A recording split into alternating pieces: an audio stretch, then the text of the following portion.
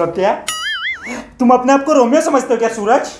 नहीं, वो सब प्यार के लिए जान देते, मैं उस टाइप का नहीं हूँ। फिर किस टाइप के हो?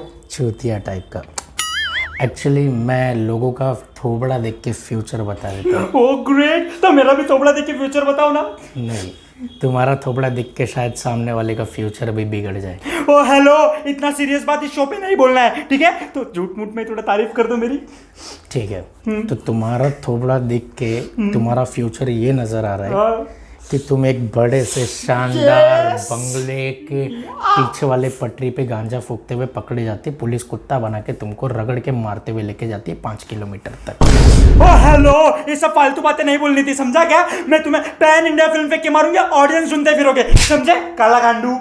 हेलो गाइस एंड वैसेस, मैं सूरज कुमार और मैंने देखी प्रभास की सबसे बड़ी पैन इंडिया फिल्म जिसका नाम है राधे श्याम, जिसमें पूजा हेगड़े भी है। एंड मानो कि ये अब तक की सबसे महंगी लव स्टोरी है। इसका बजट ही 350 करोड़ है, तो आप समझ सकते हैं कितनी वजनदार ये फिल्म होगी।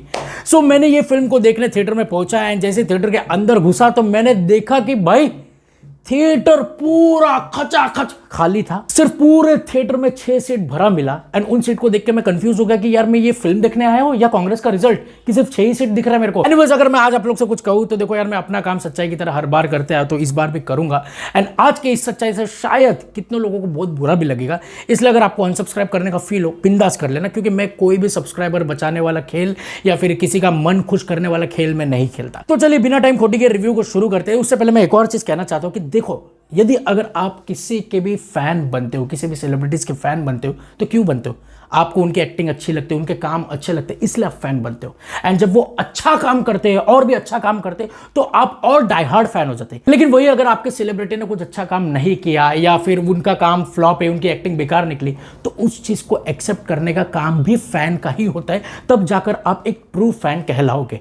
ये नहीं बोल सकते कि यार उनका काम बेकार है लेकिन उनका एफर्ट अच्छा है। अरे एफर्ट का क्या करे भाई, एफर्ट तो ओवर एक्टर भी डालते हैं, तो क्या हम उनके बेकार के एफर्ट में भी पैसा डालें? ऐसा खेल खेले? अब मैं आप लोगों को बताता हूं कि मैं ये सब क्यों बोल रहा हूं। जब आप सबको मालूम है कि यही सेम गलती साहू के टाइम पे हुआ था, तो उसी गलती को वापस रिपीट करने की जरूरत क्यों थी? मेरे को ये अब तक नहीं समझ में आया, जिस गलती की वजह से ये पूरी पिक्चर घान हो गई। अब मैं बताता हूं क्यों। प्रभास की Hindi dubbing fantastically worst, total worst. वो डायलॉग डिलीवरी कैसे कर रहे बताओ। एक सीन था जहां पर पूजा हेगड़े का एक्सीडेंट हो जाता है एंड वो कोमा में पड़ी रहती है एंड वो सोई रहती है, उनके हाथ बॉडी कुछ हिलते नहीं। तो प्रभास फोन पे उनको बोलते कि प्रेरणा, तुम मेरे लिए मरी हो, मैं तुम्हारे लिए जीऊंगा, बोलो मेरे लिए जियोगे, बोलो मेरे लिए जियोगे। अरे ये सुन के तो वो वापस मर जाएगी, टोटली मर जाएगी, क्योंकि जिस हिसाब से आप बोल रहे हो इसमें प्यार नजर आ ही नहीं रहा है। ऐसा लग रहा है पूजा हेगड़े ने आपके बैंक का पासबुक घुमा दिया, आप उससे जबरदस्ती पासबुक निकलवाने के लिए ऐसा ड्रामा कर रहे हैं, ये लग रहा था पूरा। एंड दूसरी बात, अब इस फिल्म की स्टोरी क्या है? स्टोरी कुछ नहीं है, ये लव स्टोरी एकदम नल्ला, एकदम फीका। आप कहीं ना कहीं रिलेट करोगे कि ऐसा मैंने बहुत सारे फिल्म में देखा है। हिंदी फिल्म में तो आपने देखा ही रहेगा, आशिकी 2, ए दिल है मुश्किल, ना जाने कितने सारे लव स्टोरी बेसिस फिल्म में आपने ये कहानी देखी रहेगी। अब यहाँ पर नया क्या रहता है? बस प्रभास मिस्त्री रहते हैं, सॉरी पा मिस्त्री रहते हैं जो हाथ देख के फ्यूचर बताते हैं एंड उन्होंने गलती से फ्यूचर बता दे कि हिंदी में कोई ओपनिंग नहीं मिल रही उनकी फिल्म को, सॉरी मतलब वही वो बताते रहते। फिर उसके बाद उन्होंने पूजा हेगड़े को बोल दिया कि भाई अब तू ज़्यादा जिएगी, तो वो बोलते नहीं मैं ज़्यादा नहीं जीऊंगी, मैं मरने वाली हूँ। फिर वो उनको बोलते कि नहीं तू नहीं मरेगी, तो उनका ये प्रेडिक्शन को रॉन्ग करने के लिए वो मरने का ट्राई करती है, फिर गलती से बच भी जाती है। फिर वो मरने का ट्राई करते, फिर वो वापस जी के इनके पास आते, फिर इसके चलते चलते ऑडियंस मर जाते। कोई बात नहीं, चलता है। लेकिन मेरे इतने से बात को सुन के आप लोग प्लीज जज मत करना। अब मैं बताता हूं इस फिल्म की खासियत क्या है। विजुअल्स, सिनेमेटोग्राफी इतना सुंदर, मतलब डिलाइटफुल का बाप, अति सुंदर, इतना प्यारा, स्टनिंग।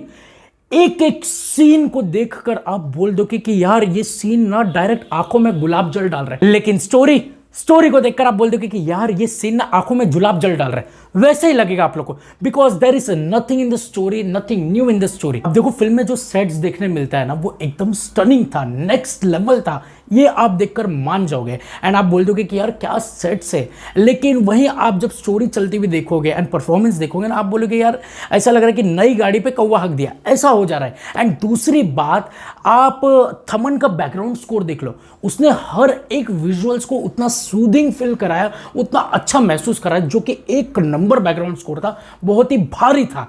एंड उसके बाद एक ही जन का परफॉर्मेंस अच्छा लगा मुझे, वो है पूजा हेगड़े का।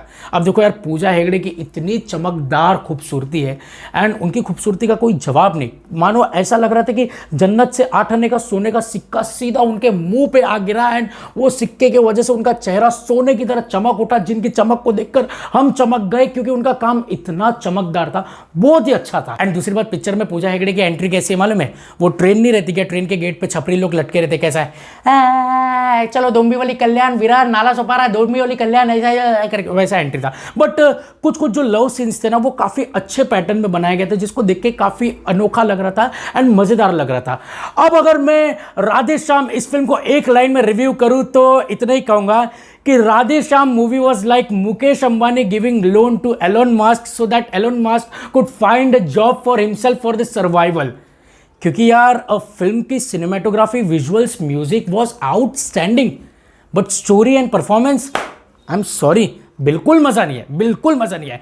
एंड दूसरी बात, ये जो फिल्म है ना, ये कपल लोग के लिए फिल्म है। लेकिन मैं राधेश्याम के मेकर से इतना ही कहूंगा कि भाई साहब, सिर्फ कपल लोगों की वजह से आपकी फिल्म हिट नहीं होने वाली है। क्योंकि क्या है ना, यहां पर कुछ कपल जो होते हैं वो थिएटर में आते हैं, बाकी कपल झाड़ियों में चले जाते हैं। सो सिर्फ कपल के बेसिस पे या कपल वाले लोगों के लिए आप फिल्म बनाओगे तो नहीं चलेगी फिल्म।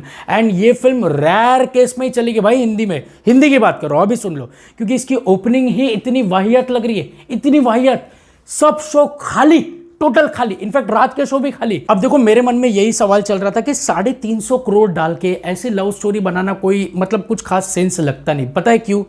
क्योंकि देखो यार, अगर 350 करोड़ डाल के आपको ऐसी ही सिंपल लव स्टोरी दिखानी है तो यही 350 करोड़ आप बजरंग दल को दे दो, वो एक से एक लव स्टोरी ढूंढ के दिखाएंगे आप लोग को, यार वो मजा आ जाएगा। एंड दूसरी बात ये है कि आपने लास्ट में क्लाइमैक्स में एक शिप वाला सीन डाला। अब वो शिप वाला सीन कैसा है? सामने सुनामी आ रही है तो प्रभास शिप के इधर खड़े, ध्यान देना है, ये साइंस सिखा रहा हूं आप लोगों को। तो प्रभास क्या कर रहे हैं, जब वो शिप डूब रहा है ना तो प्रभास वाज गोइंग टुक टुक टुक टुक टुक डिश, फिर उधर से शिप डूब रहा है ना तो प्रभास वाज कमिंग टुक टुक टुक टुक टुक टुक डिश, फिर प्रभास वाज गोइंग टुक टुक टुक टुक डिश, टुक टुक टुक टुक डिश। उधर से 2 ऑडियंस चल दे, बाय बोले टाटा बाय बाय तुम डूबो, वो चले गए। फिर प्रभास वाज गोइंग टुक टुक टुक डिश, फिर सीसो चल रहा है, सीसो चल रहा है। फिर मैं ये सोच रहा हूँ कि क्या ये सीन डालने का, इतना खर्चा करने का ज़रूरत था? ज़रूरत था, ताकि प्रोड्यूसर को पावती दिखाना पड़े ना कि देखो भाई 350 करोड़ में से 200 करोड़ मैंने शिप में डाल के डुबाया है, बाकी 150 करोड़ ऐसे डूब गया समझो। तो ये जैकपॉट था। So overall Radheshyam is a one time watchable film and Prabhas के फैंस तो इस फिल्म को अच्छा खासा एंजॉय कर सकते हैं। एंड जिनको अच्छे विजुअल्स देखना पसंद है वो रिलायंस डिजिटल स्टूडियो जाके बड़ी बड़ी टीवी देख के इसके विजुअल्स एंजॉय कर सकते हैं। मतलब आप ये फिल्म के विजुअल्स एंजॉय कर सकते हैं। एंड अगर आप कपल है तो जाके ये पिक्चर को अच्छा खासा एंजॉय कर सकते हैं। सो मैं इस फिल्म को दूंगा 3 out of 5 star and Prabhas के एक्टिंग को दूंगा and performance and Hindi voice को दूंगा 2 star out of 5 and Pooja Hegde को 4 स्टार आउट ऑफ 5 दूंगा। एंड अगर सच में दिल से अगर आपको ये मेरा ऑनेस्ट रिव्यू पसंद आया, अगर आपको लगता है कि मैंने सही बोला है, तो फिर सब्सक्राइब करके जाना एंड सब्सक्राइब करके जाना। मैं कश्मीर फाइल्स का रिव्यू जल्दी ला रहा हूं। मिलता है अगले वीडियो में। Till that goodbye, take care, God bless all, bye.